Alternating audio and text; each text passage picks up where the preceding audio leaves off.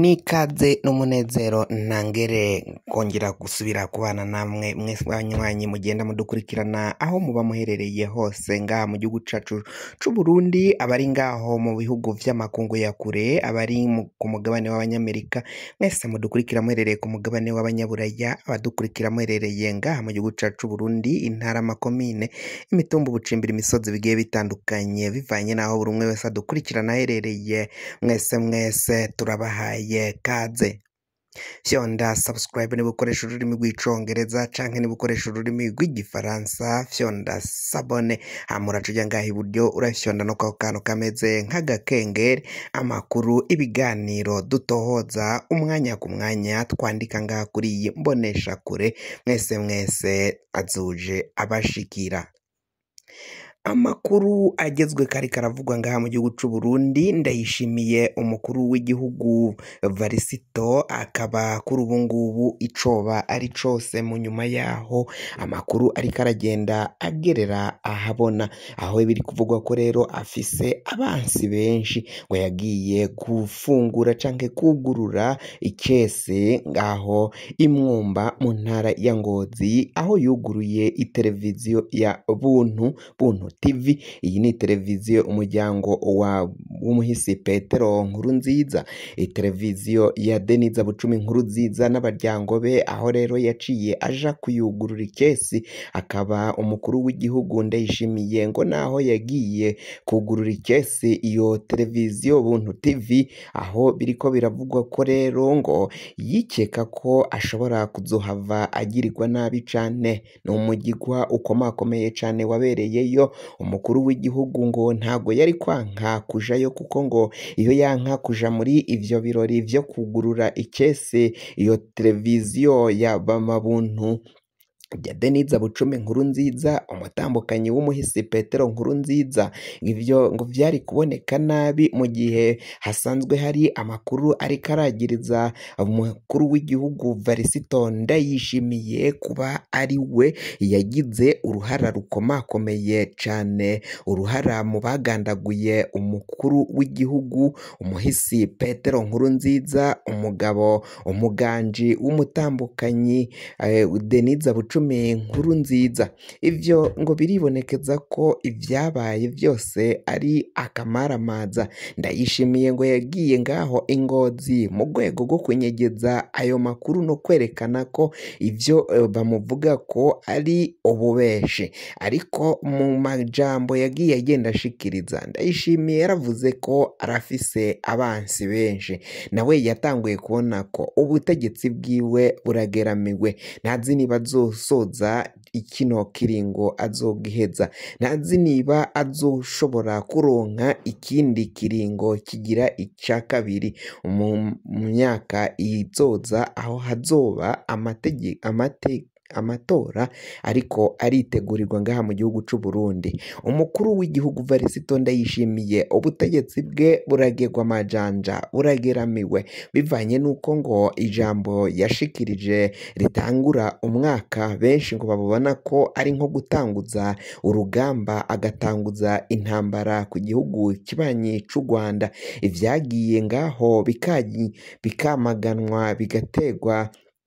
bikiyamirizwa na Colonel Reveriyano Ndikuriyo, umukuru w'umugambwe wa CNDD-FDD, aho avuga ko ivyo umukuru w'igihugu Ndayishimiye yaciye avuga ngo nta gihe bitabayeho, ngo haba no mu mateka ya cami ngaha mu gihugu c'u Burundi. Abami b'u Rwanda, abami b'u Burundi nabo barahora baja mu tati mu mparinga ariko zarakemuka. Colonel Reveriyano Ndikuriyo we yaciye avuga ko abo bantu Ndayishimiye avuga ko bari ngaho mu gihugu kibanyi c'u Rwanda ko bo bariyo baciye bahungira bagahabwa indaro, bagahabwa imyimenyerezo ya gisirikari, bagahabwa imyimenyerezo y'abicanyi baje kwica abanyagihugu mu Ruhagarika ngaho mu ntara ya Cibitoke, ngo bagasubira bakaza kwica abanyagihugu, bakica inzoya ngaho mu ntara ya Bujumbura. Biravugwa ko rero abo bivugwa ko ivyo Ndayishimiye ariko aragenda avuga ari ububeshi ngo kandi ko abo bantu bivugwa ko bahungiye ngaho mu gihugu c'u Rwanda batazokwama baherayo ngo bazobure gupfa ngo imyaka 30 we niyo yabahaye ngo ivyo ntago vyatuma abanyagihugu ibihugu vyari bibanye neza bitakaza umubano vyari bifitanye ngo hugagwe imipaka nk'uko Ndayishimiye yaciwe avuga ko ngo abanyarwanda babonye akanyamuneza bagize akanyamuneza ubwo basubira kuraba amazi y'ikiyaga Tanganyika ubwo basubira gutamira ku imboga y'umukeke ivyo Ndayishimiye yaciye avuga ntaho bijanye n'ibihushane ivyo sivyo vyatuma diplomasi y'u Burundi ndetse n'iy'u Rwanda haduka intambara ya diplomasi canke iy'indyane yo kuvuga ko u Rwanda arirwo rwateye rugaterera intererano abagwanyi ba Red Tabara baje gutera ngaha mu gihugu c'u Burundi kandi biravugwa ko ivyabaye mu ruhagarika nta cabona bafise ko ari abanyarwanda baciye bagaba ico gitero ngaho muri iyo ntara ya Cibitoke kandi naho bivugwa ko boba ngari abanyarwanda bivugwa ko boba ari abagwanyi ba Red Tabara baciye batera bagaba ico gitero co mu ruhagarika aho baciye kampi yose y'igisirikari barayizimije barishe abasirikari b'u Burundi ntago bateye abenegihugu ico gitero cahuje abasoda tubisubiremwo abasoda b'igihugu c'u Burundi bari mu ikambi yo mu ruhagarika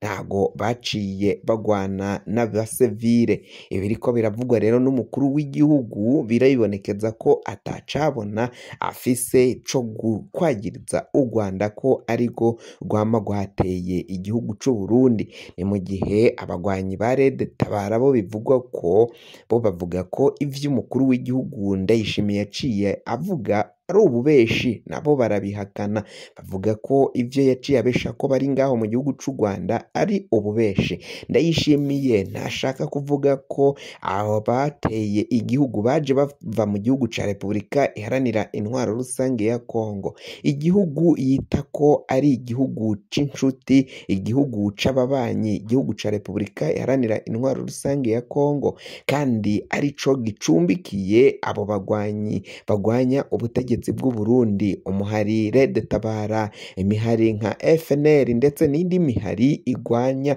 ubutegetsi bw'u Burundi yose irabarizwa mu gihugu ca Repubulika iharanira intwaro rusange ya Kongo n'umunaraba ico gitero cabaye ngaho mu ntara ya Bujumbura byaribonekeje ko bari bavuye mu gihugu ca Repubulika iharanira intwaro rusange ya Kongo igitero cabaye ngaho muri kuruzi Kajeke ngaho ni mu ntara ya Bubanza naco vyaribonekeje ko baje bavangaho mu gihugu ca Repubulika iharanira intwaro rusangi ya Kongo Red Tabara yo ibandanya kwemanga ko ariyo yagavye ibitero ariko ko atariyo iba yagiye yica abenegihugu nk'uko ubutegetsi bubandanya kuvuga ko yishe abenegihugu ivyo biba biboneka ko ari ukugira ngo Red Tabara yagirizwe ko yica abenegihugu hama Ndayishimiye abone ko afise imvo zo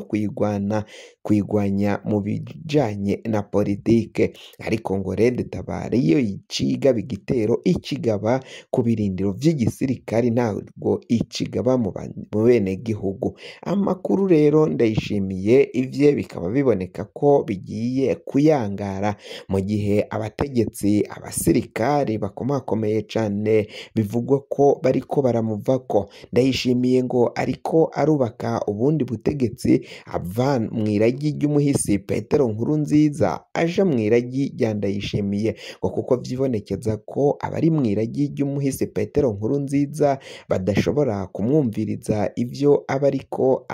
aremanga canke agiye gukora ngo ivyo bikaba biboneka ko umwanya n'umwanya Ndayishimiye ama yahinduye abajenero abategetsi bakomakomeye cane mu gisirikari kugira ngo hatazohava hagira uwuzomugambanira fyonda subscribe niba ukoresha ururimi rw'icongereza canke niba ukoresha ururimi rw'igifaransa urafyonda sabone, hama uraca uja ngaha iburyo urafyonda no kwa kantu kameze nk'agakengeri, amakuru n'ibiganiro dutohoza umwanya ku mwanya bizaje bigushikira aho uzoba uherereye hose.